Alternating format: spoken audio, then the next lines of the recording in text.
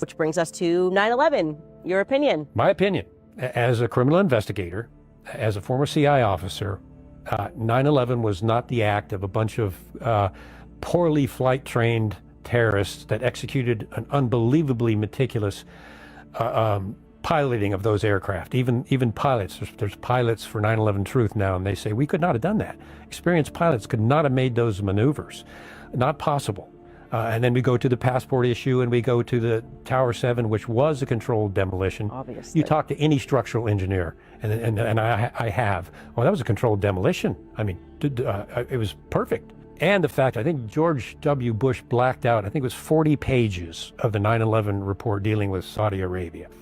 And the report came out, the 9/11 Commission report came out, but those pages were blacked out, and he refused to unredact them.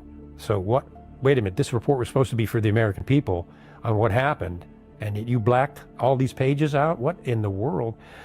I do not think that it was a bunch of poorly trained or untrained terrorists that did it. I think there was another source behind it. I think it was intentional. And I'm going just from a criminal investigative perspective, just looking at the evidence, what evidence we have, that was an intentional act. And it would fall right into the MO that you and I are talking about. Horrible event. Because human life does not matter to the shadow government deep state. So anyone that is not willing to believe the obviousness of the truth that the bombing of the Twin Towers is printed on your U.S. currency note, so is the bombing of the Pentagon on the backside.